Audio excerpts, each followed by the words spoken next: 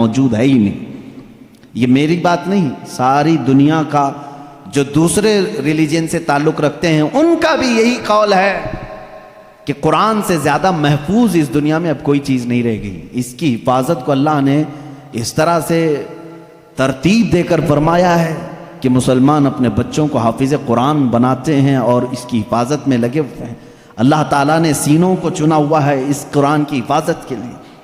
خیر میرے عزیزوں، احادیث کریمہ میں یہ ہے، حضور اکرم صلی اللہ تعالیٰ علیہ وسلم فرماتے ہیں قیامت کے دن ایک بندہ آئے گا جو قرآن تلاوت کرتا تھا، اس کے حساب کی باری آئے گی تو رب تعالیٰ اس سے فرمائے گا اقرأ القرآن وارتقی ورتل، اے بندے قرآن یہاں پر بھی پڑھ جیسے دنیا میں پڑھتا تھا، جیسے تو قرآن پڑھتا تھا یہاں پر بھی پڑھ. اور جب تک وہ پڑھتا رہے گا رب تبارک تعالیٰ فرماتا ہے ورتقی ورتل، ایک آیت پڑھ ایک درجہ اوپر، دوسری آیت پڑھ دوسرا درجہ اوپر، تیسری آیت پڑھ تیسرا درجہ اوپر. جنت میں وہ درجے طے کرتا جاتا رہے گا، جہاں جا کر کے وہ قرآن کی تلاوت ختم کرے گا کہا جائے گا یہی تیرا درجہ ہے. میرے آقا صلی اللہ تعالیٰ علیہ وسلم سے پوچھا گیا کہ کیا یہ قرآن جب تک وہ تلاوت کرتا رہے گا اس کے درجے بلند ہوتے رہیں گے؟ حضور اکرم صلی اللہ علیہ وسلم کی حدیث میں ہاں، میں نے جنت میں دیکھا ہے قرآن کی تلاوت کرنے والوں سے اوپر کسی کا درجہ آیا ہی نہیں، کیونکہ یہ تلاوت کرتے کرتے، کیونکہ جو کچھ بھی جنت حاصل کرنے کا آپشن ہے نا وہ دنیا میں ہی تو ہے. تم اتنی نمازیں پڑھو تو یہ جنت ہے، اتنے روزے رکھو تو یہ جنت کا دروازہ تمہارے لیے، حج کرو تو یہ جنت کا دروازہ تمہارے لیے. سارے آپشن جنت حاصل کرنے کے دنیا میں ہیں. یہ دارالعمل ہے، مرنے کے بعد عمل ختم ہو جائے گا، لیکن قیامت میں صرف ایک عمل ہے جس کو پھر رب تعالیٰ ریپیٹ کروائے گا. وہاں نہیں کہا جائے گا نماز پھر سے پڑھ کے دکھا، حج کر کے دکھا، روزہ رکھ کے دکھا، ختم ہو گئے اعمال. لیکن قرآن پڑھنے والے کو کہا جائے گا اب بھی چاہتا ہے تو پڑھ اور اوپر چل جا اور بڑھتا جا. تو جس کو قرآن آتا ہوگا وہ پڑھتا جائے گا اور درجے طے کرتا جائے گا. یہ فضیلتیں میرے آقا صلی اللہ تعالیٰ علیہ وسلم نے سنائی، اور یہ جو حدیثیں میں ذکر کر رہا ہوں متفق علیہ اور صحیح احادیث آپ کے سامنے ذکر کر رہا ہوں. یہاں تک کہ حضور اکرم صلی اللہ تعالیٰ علیہ وسلم کی ایک حدیث ہے، قیامت کے دن وہ بچے جنہوں نے قرآن کو اپنے سینے میں رکھا تھا وہ بلائے جائیں گے، اللہ کا کلام یاد کیا، تو جب وہ آئیں گے تو رب تبارک و تعالیٰ ان بچوں کو بعد میں فرمائے گا ان کے والدین کے سر پر پہلے تاج رکھا جائے. البس والداہ تاجن یوم القیامتی، رسول کریم صلی اللہ علیہ وسلم فرماتے ہیں قیامت کے دن ایسا تاج پہنایا جائے گا جس سے سورج کی روشنی بھی پھیکی پڑے. اہل محشر پوچھیں گے یہ کیا نبی ہیں، یہ صدیق ہیں، یہ کون ہیں؟ تو فرشتے کہیں گے نہ یہ نبی ہیں، نہ صدیق ہیں، نہ شہداء ہیں، بلکہ صرف ایک حافظ قرآن کے ماں باپ ہیں، صرف ایک حافظ قرآن کے ماں باپ ہیں. جب ماں باپ کو تاج پہنایا جا رہا ہے تو جس کے سینے میں قرآن تھا اس کو کیا کیا جائے گا؟ رب تعالیٰ اس کے لیے فرماتا ہے، میرے آقا صلی اللہ علیہ وسلم نے فرمایا اس حافظ قرآن کو بلایا جائے گا اور اس سے کہا جائے گا ایسے 10 لوگ تیرے خاندان کے جن پر دوزخ میں جانا واجب ہو گیا، ان کا ہاتھ پکڑ، صرف اس کی برکت سے میں ان کی جہنم کی سزا کو معاف کر کے تیرے ساتھ جنت عطا کروں گا. اس کی سفارش قبول کی جائے گی. لیکن یاد رکھیں میرے عزیزو، حافظ قرآن کی آیات پر عمل کرتا ہو، اس کا ادب بھی کریں، احترام بھی کریں.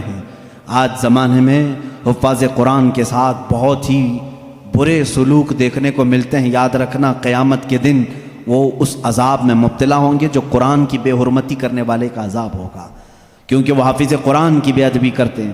ہمارے بزرگان دین جو سلف صالحین ہیں، میں نے پڑھا بھی ہے، بزرگان دین کا طریقہ تو یہ ہوتا تھا کہ اگر کوئی حافظ قرآن زمین پر بیٹھا ہے تو وہ کبھی اوپر نہیں بیٹھتے تھے. ہاں اگر وہ خود حافظ قرآن ہیں تو پھر دونوں کے معاملات ایک طرح کے ہیں. لیکن کوئی حافظ قرآن نہیں ہے اور کوئی حافظ نیچے بیٹھا ہے تو علماء بزرگان دین اس کو بے ادبی محسوس کرتے تھے. اللہ کا کلام سینے میں لے کر وہ نیچے ہے اور بغیر حفظ قرآن کیا ہوا اوپر بیٹھا ہے. اس کو بزرگان دین نے بے ادبی محسوس فرمائی. بہرحال قرآن ایک ایسا جامع نظام اللہ تعالیٰ نے تمہیں عطا کیا اور اس کی فضیلتیں میں نے بتائی. اور سب سے بڑی بات کیا ہے معلوم ہے؟ قرآن اللہ نے اتارا، آیتیں ساری چیزیں میرے آقا صلی اللہ علیہ وسلم پر اترتی رہیں۔ اس کی پہلی آیت جو اتری، اقرا بسم ربک الذی خلق، غار ہرا میں واقعہ آپ کو معلوم ہوگا۔ میرے آقا صلی اللہ تعالیٰ علیہ وسلم پہاڑ پر ایک غار ہے، آج بھی مکہ کے کنارے، غار ہرا اس کو کہتے ہیں، جبل نور، وہاں پر عبادت کے لیے جایا کرتے تھے۔ جبرائیل امین ایک رات آئے، اور روایات یہ بتاتی ہیں کہ وہ 17 رمضان المبارک کی رات تھی۔ آ کر کے انہوں نے حضور اکرم صلی اللہ علیہ وسلم سے صرف اتنا کہا، اقرا، پڑھو۔ آپ صلی اللہ علیہ وسلم نے فرمایا، ما انا بقاری، میں نہیں پڑھنے والا ہوں۔ بعض بے وقوف اس کا ترجمہ یوں کرتے ہیں، مجھے پڑھنا نہیں آتا۔ حضور اکرم صلی اللہ تعالیٰ علیہ وسلم کو پڑھنا نہیں آتا۔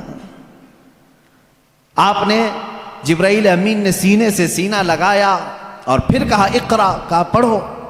میرے آقا صلی اللہ علیہ وسلم نے وہی جواب دیا۔ 4 بار اس طرح سے ہوا، چوتھی مرتبہ جو ہے جبرائیل امین نے صرف اقرا نہیں کہا۔ اقرا کا مطلب کیا ہوتا ہے؟ پڑھ، یا آرڈر ہے، آرڈر، پڑھ۔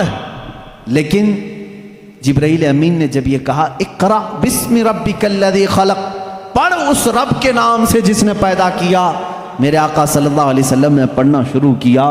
میرے آقا نے مزاج یہ بتایا اپنی امت کو کہ پڑھو وہی جو رب تک تمہیں پہنچا ہے، تعلیم حاصل کرو وہی جو رب کے نام سے شروع ہو یا رب تک تمہیں پہنچائے۔ یہ آیتیں یہاں سے شروع ہوئیں، اور آیتیں جو ختم ہوئی ہیں اس میں اختلاف ہے۔ بعض علماء نے لکھا ہے کہ الیوم اکملت لکم دینکم، یہ آخری آیت تھی جو حجۃ الوداع میں میرے آقا صلی اللہ علیہ وسلم جب آخری حج میں تھے نازل ہوئی۔ بعض علماء اور مفسرین نے فرمایا اذا جاء نصر اللہ والفتح، یہ سورہ پڑھتے ہوں گے نا آپ نماز میں، یہ قرآن کی سب سے آخری سورہ نازل ہونے کے اعتبار سے۔ ایک بات ذہن میں رکھ لیں، نازل ہونے کی ترتیب الگ ہے اور پڑھنے کی آج ترتیب الگ ہے۔ قرآن آج جو پڑھا جاتا ہے اس کی ترتیب کیسے ہے؟ سورہ فاتحہ پہلے ہے الحمدللہ، اس کے بعد سورہ بقرہ ہے، اس کے بعد سورہ آل عمران ہے، اس کے بعد سورہ نساء ہے، اس کے بعد سورہ مائدہ ہے، اس کے بعد سورہ انعام ہے، پھر سورہ اعراف ہے۔ اس طرح سے یہ سورتیں چلی، اور ختم کہاں پہ ہوئی؟ سورہ والناس، قل اعوذ برب الناس ملک الناس، پڑھتے ہیں نا، یہ آخری سورہ۔ یہ پڑھنے کی ترتیب ہے، لیکن نازل ہونے کی جو ترتیب ہے وہ الگ ہے۔ پہلے آیتیں